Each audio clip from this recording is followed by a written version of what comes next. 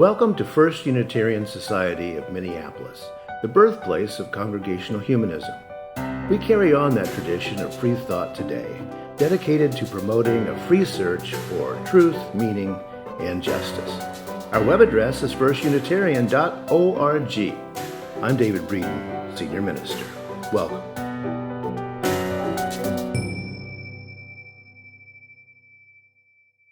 Well, if you've been wondering what to do to honor Memorial Day beyond another picnic, I would recommend a book to you, This Republic of Suffering, Death and the American Civil War, by the historian and the first female president of Harvard, Drew Gilpin Faust. This Republic of Suffering, Death and the American Civil War. I grew up surrounded by old graveyards in the deep southern Illinois. It's the meeting of the Ohio and Mississippi rivers down there at the beginning of the American South. So we had graveyards everywhere, and I enjoyed going to them, reading the gravestones. And there were far more people dead than were alive in the farm where I was living anyway, around in that area. One thing I noticed as a kid was how many graves of the soldiers that had been killed in the Civil War there were, number one, in the local graveyard. But also I noticed that they all were killed in 1861 or 1862. So where was the logic? I mean, the war built up, so lots more died after 1862. Where did they go? Well, the answer is that the number of dead overwhelmed the systems in place at that time to deal with dead bodies. There were estimated 3 million pounds of dead flesh after the Battle of Gettysburg, for example.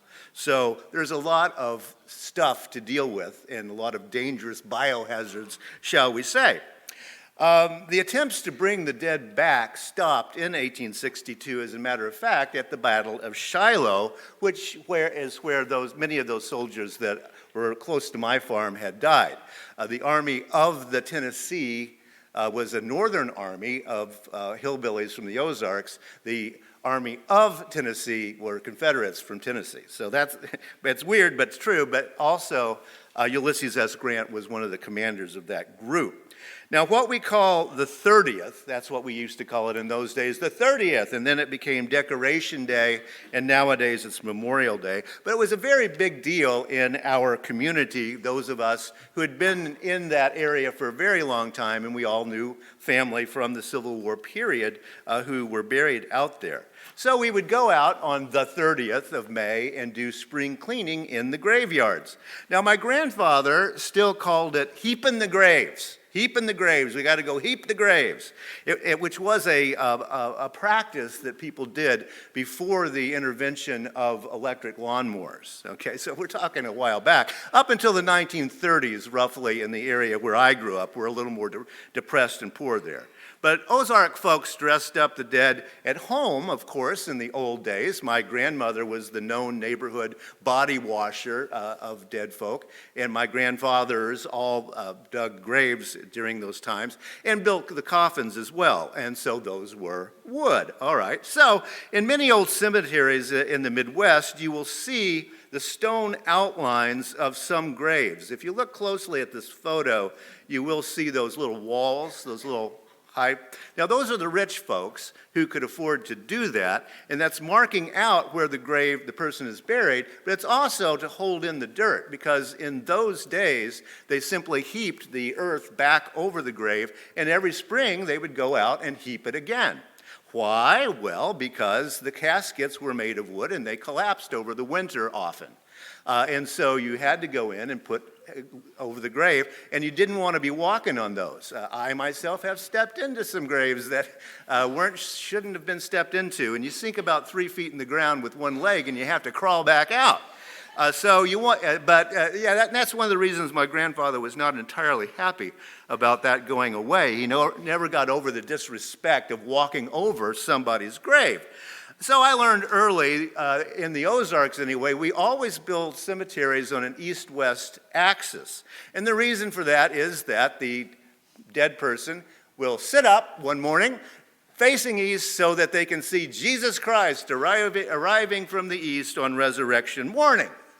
Now, this is a way that we honored our ancestors, the people who had gone before us and built this area. Not because we were watching in heaven and thinking we were going to go. I never believed in that, I don't quite think.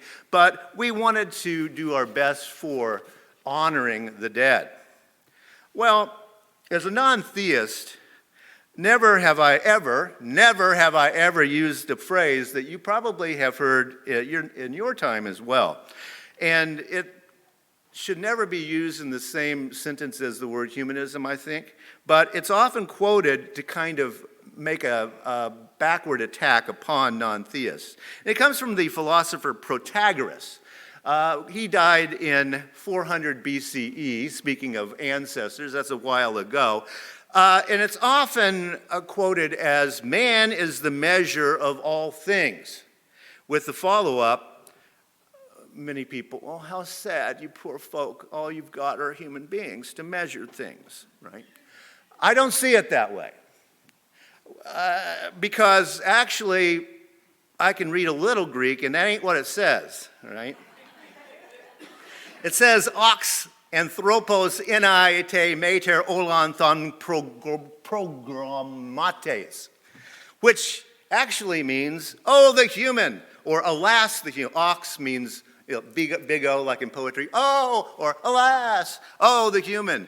It is the measure of all the programs. I like that cognate, progmates, because it really means exactly the same thing. And if you're into the Matrix, you could say, oh, wait, that's a message from the distant past telling us we're actually living in a maze, isn't it? So, oh, the human. It is the measure of all things. And I think that's important for us to remember, that man is not proudly the measure of all things. It's sad that we do measure all things and think that we're actually measuring them.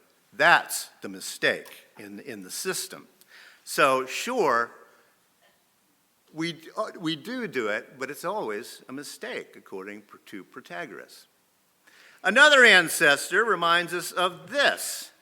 Quote, but if cattle or horses or lions had hands, or could paint with their hands and create works as people do, horses like horses and cattle like cattle also would depict the gods' shapes and make their bodies of such a sort as the form they themselves had.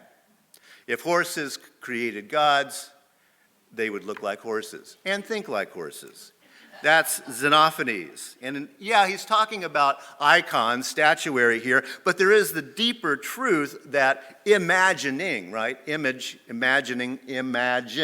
When you image a god, it's going to probably be a lot like you. As the humanist ancestor Zora Neale Hurston put it, gods always behave like the people who make them. She follows that up pretty quickly by saying, that's a problem. Right? And some of you may have remember a few weeks ago I mentioned Ludwig Feuerbach, a great German theologian who said theology is anthropology. Theology is anthropology. It's just human beings making up human things, was his claim. Which gets us to a question for the day. Can we human beings ever think or act outside the walls of our own subjectivity? Can we? But alas, to be completely honest about it, nobody knows the answer to that question, though we know that sometimes we can act in ways that are not selfish. Right? We can be compassionate, empathetic, but can we ever actually think outside of our own subjectivity? Ways that are not about me. Well, that runs us into trouble if we do. Can we figure out a way out of it? Take, for example, the greatest hit of the 60s, Buffalo Springfield lyrics, right? What a field day for the heat. Remember this? 1,000 people in the street singing songs and carrying signs, mostly saying, hooray for our side. It's an earworm, yes, but it also is a very deep theological position, right? Basically, Is all we say when we make moral decisions yum or yuck?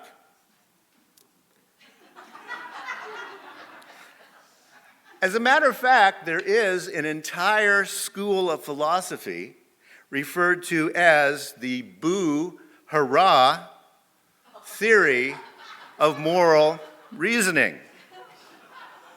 These philosophers, and it really begins after the First World War with the amorality that Europeans were seeing in that war, and they start to ask a very simple question. How is a political or moral opinion different from expressing a food preference? Is it different from expressing a food preference? Take, for example, not to make you hungry, flamin' hot Cheetos breaded deep fried ice cream. Yum! Or not. Are our moral beliefs only statements of preferences? Justice, world peace, a chicken in every pot and a car in every garage. Yay! Hurrah! Hurrah for our side. If stating a moral position is in essence merely stating a preference, exactly the same as stating that you yum flamin' hot Cheetos or no, yuck, yum, Cool Ranch Cheetos, then isn't supporting, torture, racial profiling the same as boo or hurrah on a moral scale? Hurrah for our side. As a matter of fact, why even bother to try to swim upstream or change anything? Shouldn't we just relax and float? Because why would we have an opinion that's different from, what we call the herd? It's called the bandwagon effect. The observation that people often do or believe what they think many other people do. It's also known as the herd instinct. Now, I hasten to say that these terms shortchange the intelligence of herds, at least non-human herds, right?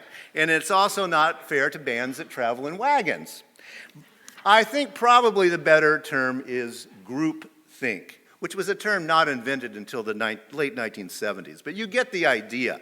Are what we call beliefs exactly like saying, yum, apple pie, I like that? That debate went on all through the 20th century, mostly among moral philosophers housed in universities. Most people never heard this long argument.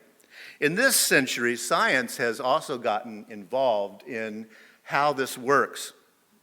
Now, for example, we know that thoughts measured by MRI scanner are as unique as your fingerprints. I find that pretty amazing, but it's true. We come by the herd instinct naturally because we evolved as social animals. Yet each of us hops on the bandwagons that we hop onto through a process of completely subjective, individualized brain activity. That's weird and interesting, isn't it? And notice the differences in neuron firing between gossip there, lots of red going on in the picture, right? A function of the herd instinct, right? Thinking about others. And spirituality, which is a subjective and usually individual experience, even when you do it in a congregational setting, all right? Kind of different in terms of the firing there, isn't it? Red is upset. In 1842, Ralph Waldo Emerson wrote this: "The materialist insists on facts, on history, on the force of circumstances and the animal wants of man." Old language. The idealist on the power of thought, capital T, and will, pre-Hitler, so you could still talk about will with a capital W in those days, on inspiration, on miracle, on individual culture. Now, what Emerson was talking about today, well, it may be kind of a spiritual extremist position that he was taking. I think that's maybe one of the reasons he's still talked about today. Nowadays, Emerson's insistence upon subjectivity and individualism in thought gets dismissed. a lot. Individualism has a bad name, at least among individuals nowadays. It slowly has been turning that direction. But Emerson was coming at this question from a different direction than what we do nowadays to get there. He was thinking about this problem very deeply.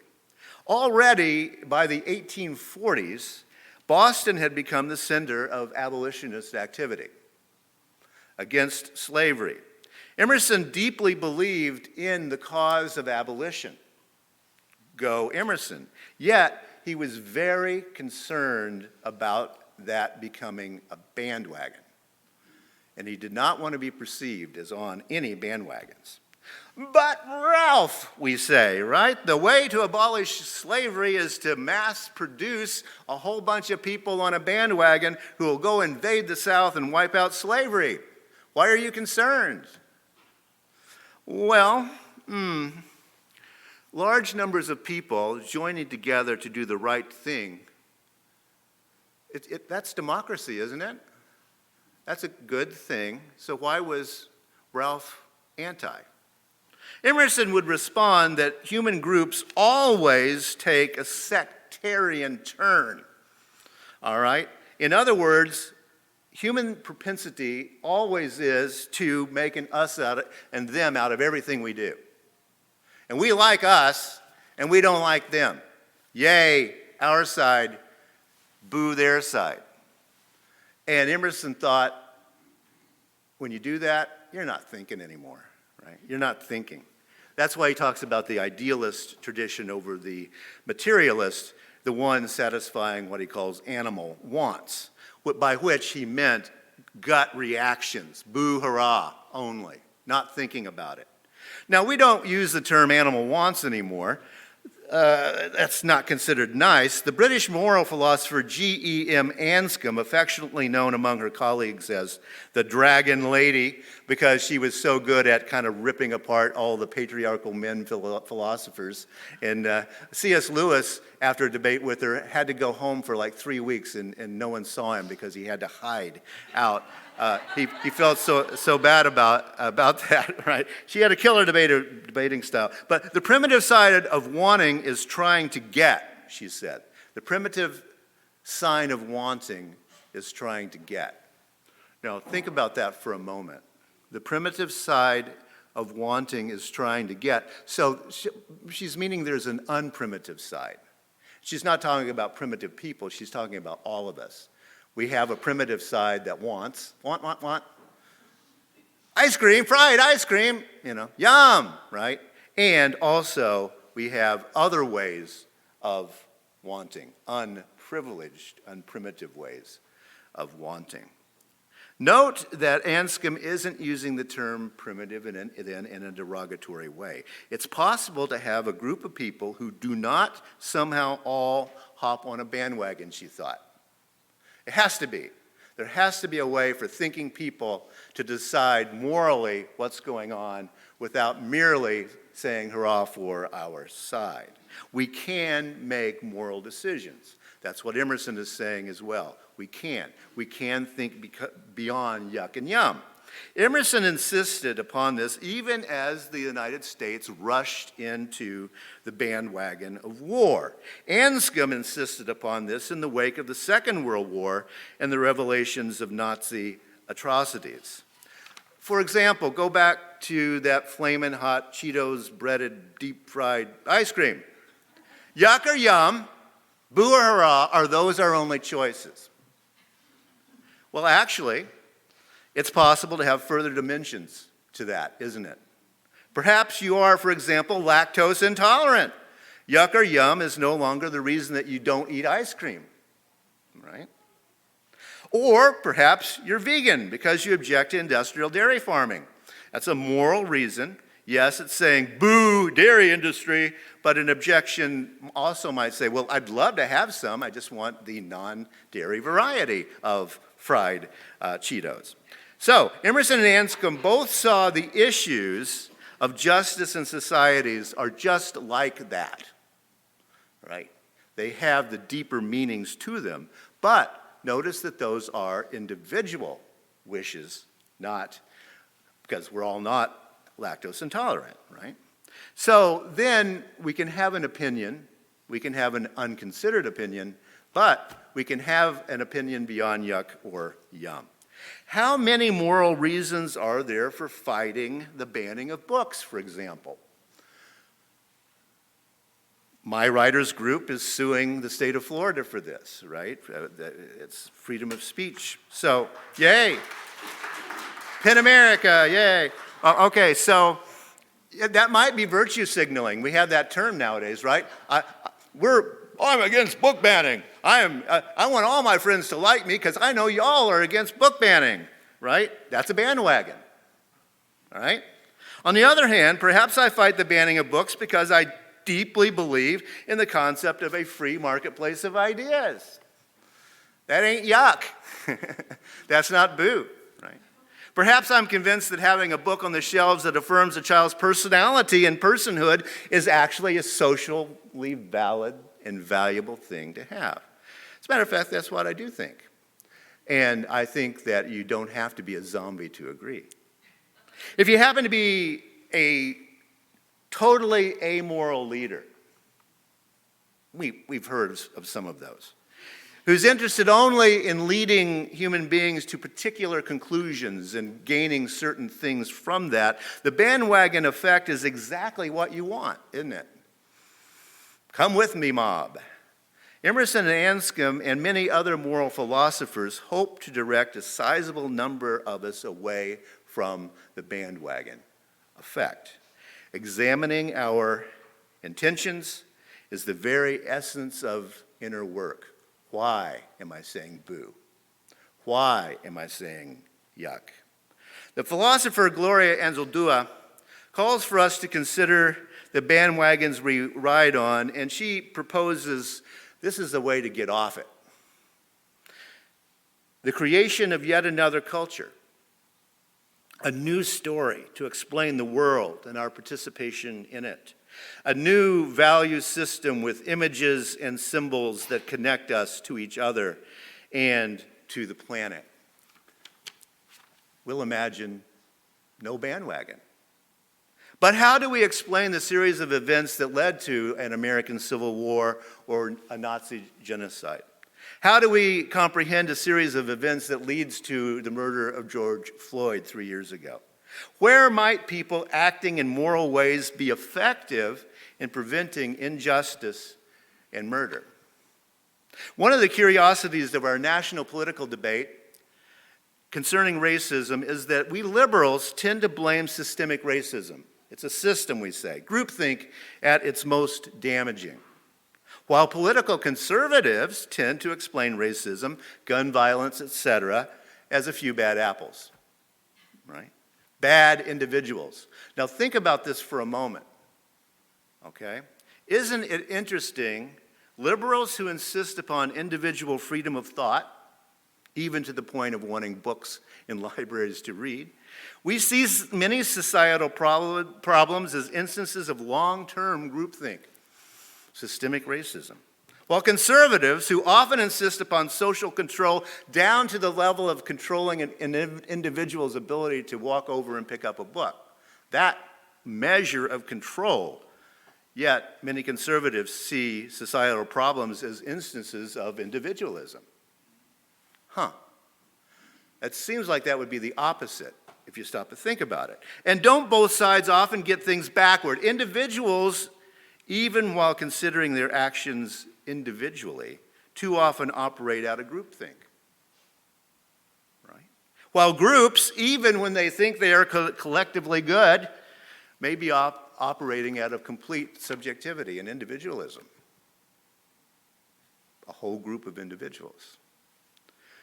Alas, as Protagoras said, poor human beings. We continue to measure all things according to our preconceptions, unless we stop to think about it for a while.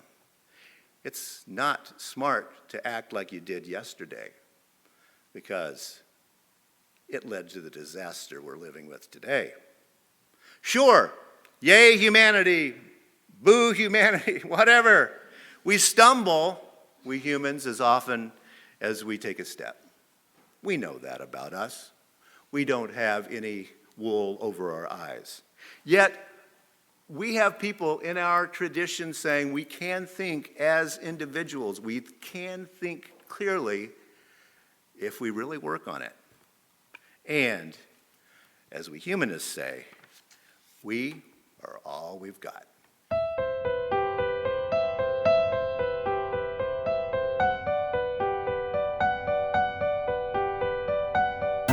Thanks for listening.